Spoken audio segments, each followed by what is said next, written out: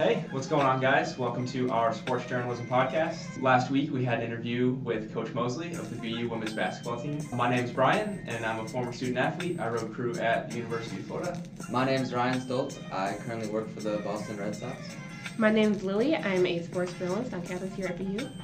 Hi, I'm Micah. I'm a current student athlete and I'm on the field hockey team. Cool. All right, so let's jump right into it. So what was your biggest takeaway from our interview with Coach Moseley? So I thought one of the most interesting things about Coach Moseley is that she obviously went to Boston University and played here.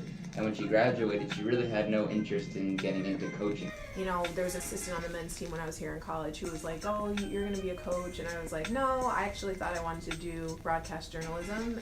And so I was like, no, I'm going to be on TV. And I went and worked at ESPN. And I'm like, I'm going to work my way from behind the camera to on the camera. I had this big plan. And then 10 months into it, I was like, I don't want to do this. This isn't what I do. Millennial. She ended up going to UConn to work for Auriemma and was his assistant coach for, I think, 10 years or so. And then I also thought she said she didn't want to be a career coach. I also know, like, personally, I don't know that I'm like a 30-year coach. The time flies though. Like, it's a great opportunity right now, and I'll have to kind of see where it goes. But she's already been doing it for 14 years, and going on her 15th year now as a head coach. So I think that's really one of the most interesting things is how you can get wrapped up into it. I agree. I find it really interesting that she's been in it for 14 years and she thinks, yeah, I'm not in it for the long haul.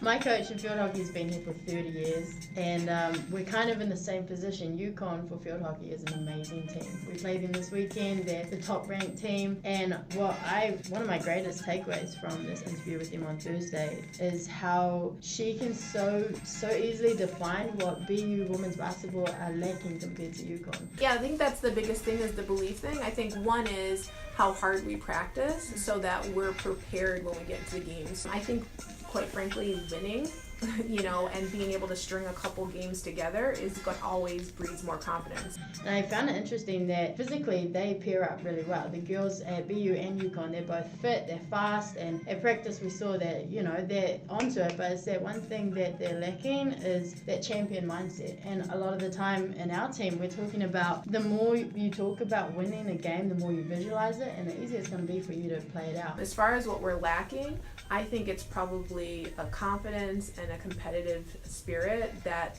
they don't know how to operate at that level yet. I appreciated that she could recognize that, and she's going to come from this team UConn and kind of be patient with easing BU girls into their mindset, but understanding that they don't have the wins that UConn have, and that's something that they're going to have to work on. Yeah, Coach Moseley is the program's 8th head coach. She's coming in after Katy Steding had 4 years at BU. She put up a 31-88 record, but perhaps even more damning is descriptions of mistreatment of former players. Steding herself was coming in from a 10-year head coach, Kelly Greenberg, who resigned after 4 scholarship players left the team due to emotional abuse, according to a April 23rd, 2014 report from the Boston Globe. We worked from the very beginning to have individual meetings with them, spend some time outside of the court with them, met up with them to get something to eat and just kind of get to know them a little bit better. Something that I've always kind of prided myself on is I can make relationships with people. However, I think there's a trust part when you're not just like meeting someone and hang out for coffee, but you're telling them to run, right? And like do this and go here. So while obviously Moseley has her own goals for winning, she's also talked about having other internal goals for the team as well. I think what would be a success is one, that our kids have a good experience. So I want them to like fall back in love with playing basketball because we've had some of the kind of ebbs and flows of that. If we can have more wins than we had last year, then I've done something right because we are building towards something else. So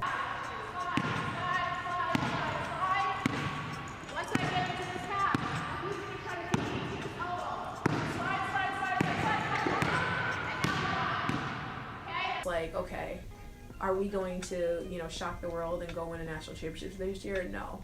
But if we can make incremental changes in how we do things, how hard we cut, how we screen, all of that, it's going to hopefully translate into wins. And in those closer games, they're going to be able to come out on top as opposed to just coming up short.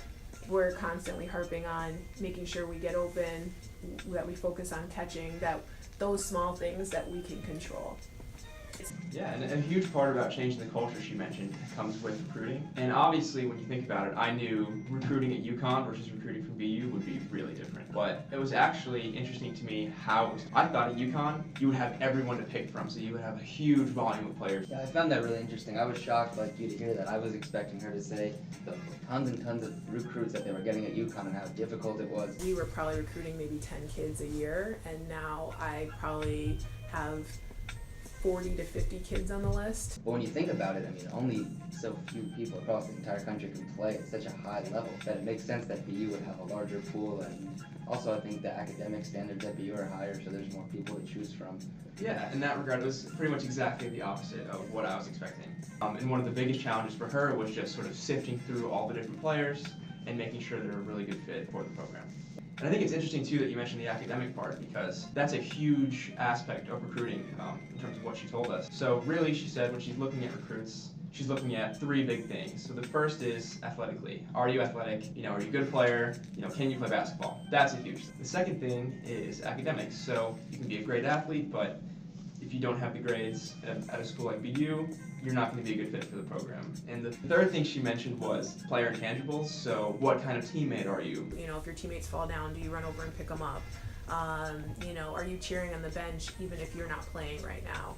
If at the end of the game there's water bottles and cups all under the bench, does that kid go and pick them up? So are you in the game even when you're not in the game? And she said these are things that a lot of coaches often overlook, but they play a huge part in contributing to the team and creating a positive team atmosphere that ultimately leads to winning.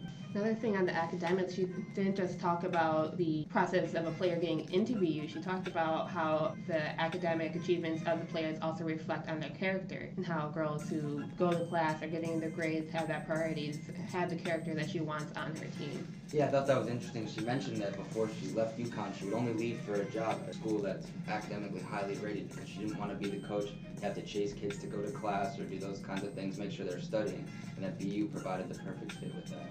And I love the quote she used. Well, she didn't love it so much. She called them gym rats. And she thought that someone who's willing to go to the gym, put in the extra hours, is someone that's going to translate that behavior into the locker room. I hate this term, but gym rats, do they just love to be in the gym working on their game? Because then that means that they're going to not only be a competitive nature that we're talking about, that's kind of missing, but they're also going to bring people along and say, hey, in order for us to win, we have to put in extra time. We want to get better. Yeah, we have school. Yeah, we want to have some fun, but a half an hour extra shooting is not going to hurt us. That she was real with us, and she was like, we might see this in the recruiting process, but they could be a completely different person on the court, Yeah, I love what she mentioned in the whole group setting. She talked about the player's representative, and she compared it to dating, sort of. And she was like, right, you go on a couple dates with someone, or you date for a month, and you might not see who they really are, but after 6 months, a year, that person's true self will eventually come out. And so even when you're recruiting and you're evaluating talent and you're evaluating kids, there's still some risk involved, because you don't know if when they come on campus, who they're going to be. If they're going to be the player that you saw when you saw them play in high school, or if they're going to be someone completely different. I think a comparison that we could draw, like you said, Ryan, is the academic standard at BU.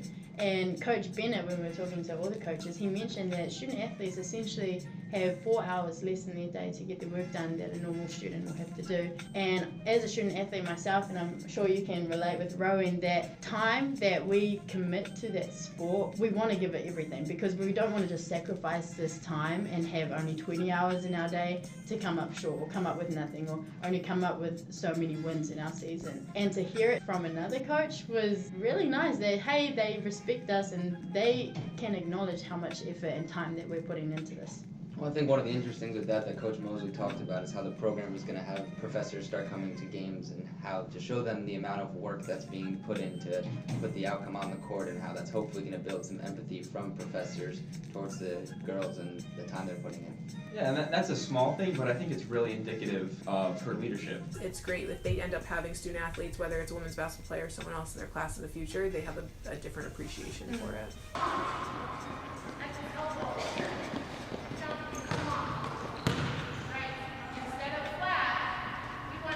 That she's aware of the different situations that she was in versus what she is in now, and that she's willing to adapt to her current team, I think speaks really highly of her as a head coach. Yeah, I mean, speaking of different situations, she's coming in off of a UConn team that's won numerous national championships, inheriting a team that won 10 games last year. She was honest with us. She said if she wins 11 games and that's what it's going to take to show some improvement, that she would be okay with that. And I thought that was interesting to temper those expectations down to her team and her players. She also talked about building respect and trust between her and the team that she basically inherited from last year. Said the relationship was obviously different between just trusting someone and actually listening when you're instilling this new type of play. She talked about meeting individually with players, getting to know their personal lives, and building trust from there.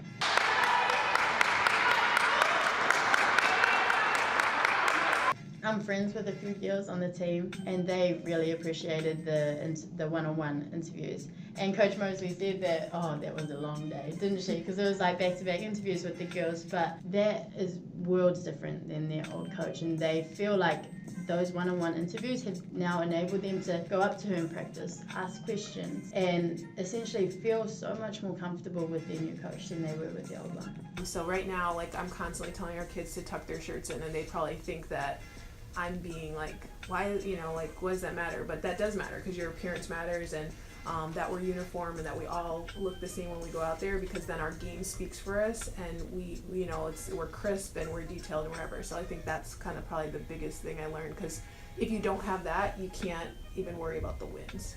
Ultimately, I think Coach Moseley is really embracing her new role here. Coming from assistant coach to now head coach, she did talk about some struggles that she's facing, because it's a completely different role. And now she's got people under her that she has to lead.